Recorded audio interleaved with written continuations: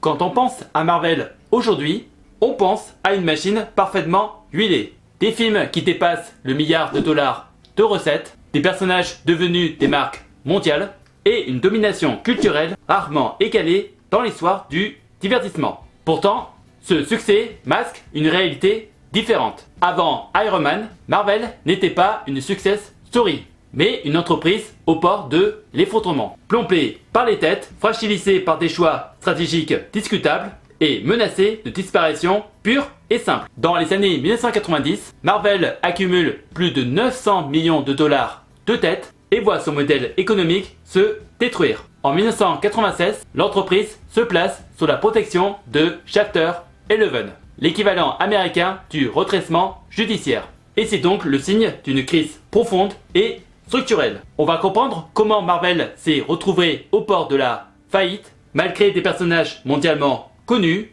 On verra notamment comment l'entreprise a survécu en sacrifiant une partie de la valeur de ses licences pour rester en vie, et notamment sur le défi d'Iron Man, la reprise du contrôle de ses actifs et les leçons stratégiques que cette transformation offre aux entrepreneurs et aux investisseurs. Voyons ce qui s'est passé au tout début.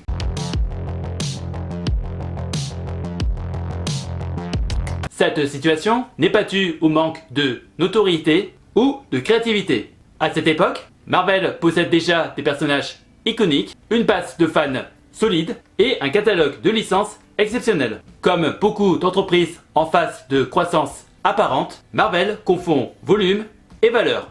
Au début des années 90, le marché des comics est porté par une bulle spéculative.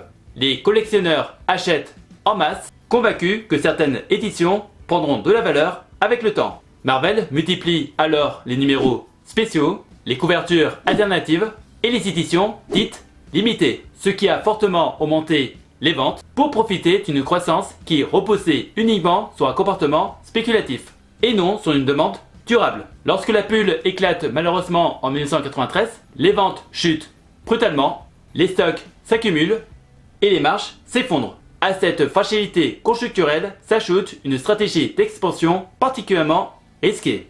Et c'est celle de racheter les acteurs clés de la distribution comme Errol's World Distribution. Ces acquisitions sont financées en grande partie par de la dette, ce qui alourdit considérablement le coût structurel de l'entreprise. Et c'était dans le but de pouvoir contrôler la chaîne de valeur et éventuellement d'augmenter les marges. Mais cela s'est fait dans un marché déjà fragilisé. Lorsque les ventes s'effondrent, Marvel se retrouve avec des charges fixes élevées, un endettement massif et un modèle économique devenu obsolète. Et comment Marvel a tenté de survivre.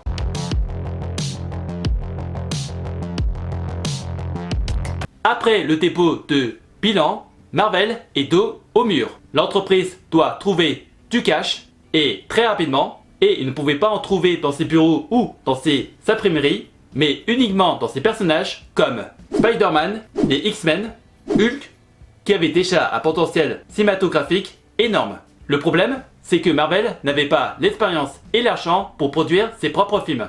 Et ils ne pouvaient rien faire d'autre que vendre leurs droits d'exploitation à des studios hollywoodiens. Ces accords permettaient à Marvel de payer ses créanciers, de réduire son endettement et de surtout rester en vie, mais avec un coût stratégique très élevé. Et Marvel reçoit des avances financières et des royalties très limitées au début des années 2000. Souvent inférieur à 5% des recettes générées. Le premier film X-Men sorti en 2000 a généré plus de 300 millions de dollars au box-office mondial, tandis que le premier film Spider-Man dépasse les 800 millions de dollars en 2002. Et c'est là que Marvel perd l'essentiel de sa valeur. Les personnages sont devenus des icônes mondiales, mais la plus grosse partie des bénéfices revenait aux studios hollywoodiens. Donc Marvel survit, mais reste enfermée dans une logique défensive, car elle était dépendante de partenaires externes pour monétiser ses propres actifs. Cette période marque un tournant intellectuel pour la direction de Marvel. L'entreprise comprend que le problème n'est pas la qualité de ses licences, mais l'absence de contrôle sur leur exploitation. Tant que Marvel se contentera de vendre ses droits, elle restera une entreprise fragile, exposée au cycle du marché et aux décisions des autres. Et c'est dans ce genre de contexte qu'émerge une idée radicale, celle de produire ses propres films. Et comment la situation a changé avec le premier film Iron Man.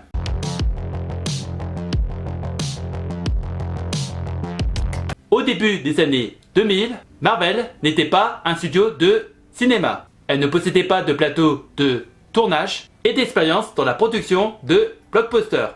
Pourtant, en 2005, l'entreprise met en place un montage financier audacieux, en obtenant une ligne de crédit de 525 millions de dollars auprès de Merrill Lynch. Cette ligne de crédit est garantie par les droits sur plusieurs personnages majeurs encore inexploités au cinéma, dont Iron Man, Thor et Captain America. En cas d'échec commercial, Marvel perdait définitivement le contrôle de ses personnages, ce qui pourrait tout simplement signer la fin de l'entreprise. Je répète ce que je viens de dire dans cette vidéo, les personnages sont connus et Marvel dispose déjà d'un public. Donc, ce qui leur manque, ce n'est pas le produit, mais une vision globale et la capacité à la concrétiser. Iron Man est alors choisi pour le premier film. D'abord parce que Marvel disposait toujours des droits et surtout que le personnage permettait d'avoir une approche différente du super-héros classique. Autrement dit, Tony Stark,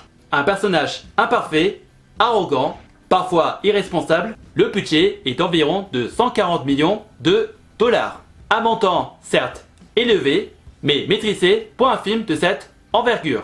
Et Marvel prend des décisions audacieuses, comme celle de choisir l'acteur Robert Downey Jr. pour incarner Tony Stark. À l'époque, l'acteur est reconnu comme un immense talent, mais aussi pour ses problèmes d'addiction, d'arrestation ou de passage en prison. Et pour la plupart des studios, c'était un acteur trop risqué pour porter un blockbuster à plus de 100 millions de dollars.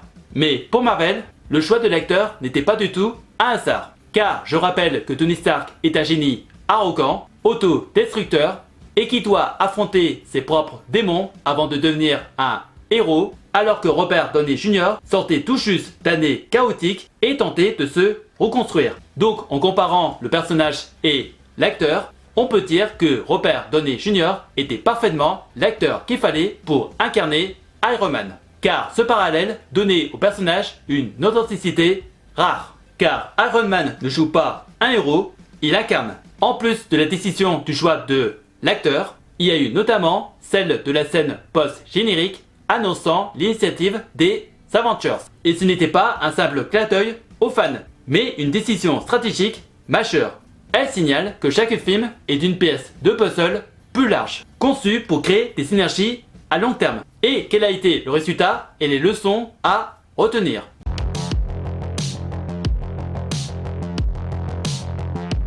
Lorsque Iron Man est sorti en 2008, le succès était immédiat. Le film a généré 585 millions de dollars de recettes mondiales, ce qui dépasse largement son seuil de rentabilité et crédibilise Marvel Studios aux yeux de l'industrie. Pour la première fois, Marvel prouve qu'elle est capable de financer et exploiter ses propres actifs. Elle n'est donc plus une société de survie, mais une organisation capable de créer de la valeur durable à partir de son capital immatériel. Et à partir de cette expérience, on peut en tirer plusieurs leçons pour les investisseurs et entrepreneurs, dont la première qui est le contrôle des actifs, qui est souvent plus important que leur exploitation temporaire. Marvel a survécu en vendant ses licences, mais elle a créé une richesse durable en reprenant le contrôle de leur exploitation. La seconde leçon concerne la nature du risque. Les décisions les plus rentables sont celles qui paraissent les plus inconfortables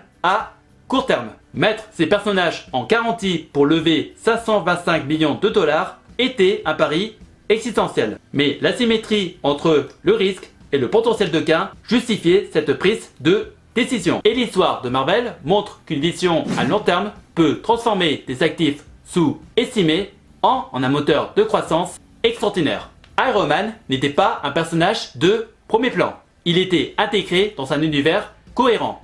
Il est devenu le point de départ d'un écosystème qui a généré des dizaines de milliards de dollars de revenus cumulés jusqu'à aujourd'hui. Si vous avez des questions, n'hésitez pas à me les poster dans les commentaires et j'essaierai de vous donner des réponses claires et précises. Et si par hasard tu cherches des solutions pour faire travailler ton argent ou générer un revenu passif, Tu peux regarder dans la description de la vidéo des playlists de vidéos d'avis de plateformes d'investissement que j'utilise pour faire travailler mon argent, que ce soit dans la bourse, les prêts, l'immobilier ou les crypto-monnaies.